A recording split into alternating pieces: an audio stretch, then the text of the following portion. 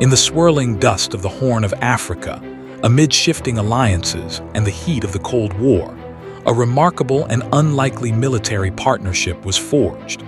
Thousands of Cuban soldiers, halfway across the world from their Caribbean homeland, would shed blood in defense of Ethiopia during the brutal Ogaden War against Somalia. This was not just a conflict between two nations. It was a battleground of ideologies, Pan-African dreams, and global power struggles. At the heart of it, Cuban soldiers, black, brown, Spanish-speaking, many descendants of African slaves, fought and died to defend a socialist ally in East Africa. The Ogaden War erupted in July 1977, when Somalia, under the leadership of President Siad Barre, invaded Ethiopia in an attempt to seize the Ogaden region, a territory inhabited predominantly by ethnic Somalis.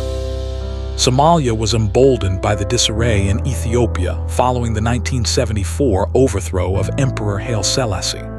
The new Ethiopian military regime, the Derg, led by Colonel Mengistu Haile Mariam, was grappling with internal chaos, civil war, and resistance from Eritrean and Tigrayan insurgents.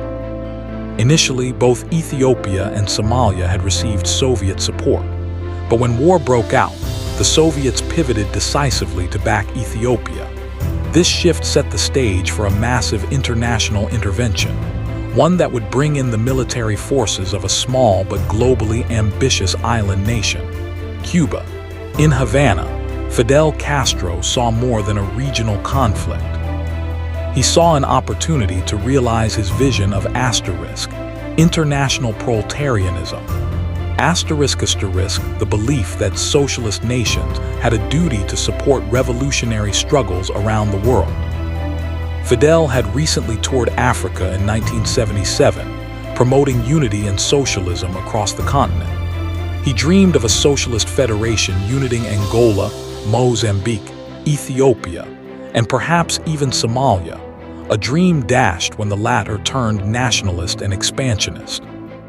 When Ethiopia called for help, Castro answered. By late 1977, Cuba deployed more than 15,000 troops, mostly elite mechanized and armored units, to Ethiopia. They came with MiG fighter planes, tanks, artillery, and the fierce will of a people who had once overthrown their own dictatorship.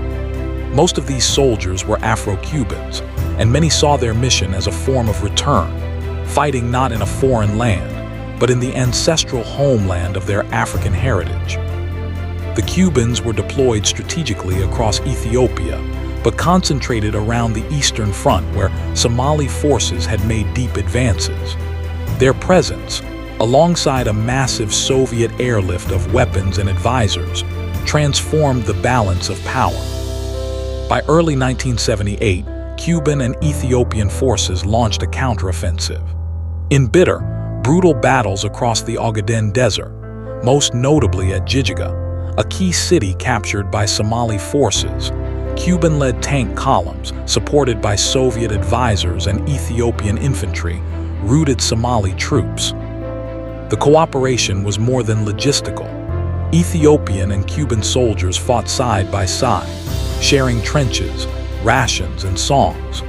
There are stories of Cuban doctors operating in makeshift clinics, Cuban pilots flying missions over harsh terrain, and Cuban trainers instructing Ethiopian cadets in revolutionary warfare.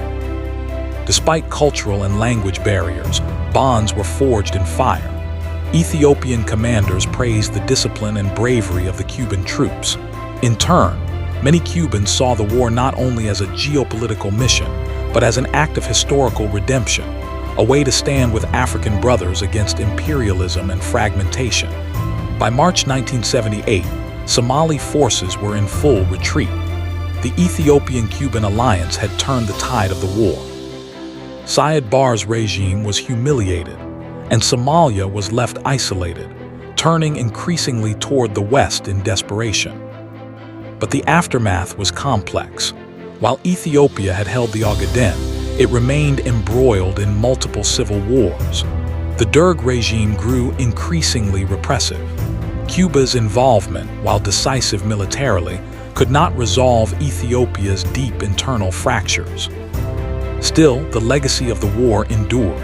Cuba's military involvement in Ethiopia is often overshadowed by its better-known missions in Angola and elsewhere in Africa. But for those who fought, and for the Ethiopians who stood beside them, it remains a powerful memory of solidarity across oceans. The war showed that a small island nation, driven by ideology and global ambition, could project power far beyond its borders. More importantly, it revealed the profound human connections that can be forged in the most unlikely of circumstances. Today, in both Ethiopia and Cuba, there are veterans who remember those years, who speak of dust and fire, of brotherhood and struggle, of the strange but unbreakable alliance between a socialist Caribbean republic and a proud African nation fighting for its sovereignty. The Cuban-Ethiopian alliance in the Ogaden War wasn't just about geopolitics or Cold War chess. It was a rare moment where ideological commitment, African diasporic identity, and military necessity converged. In the heat of the Horn, two peoples, divided by ocean but connected by history, stood together.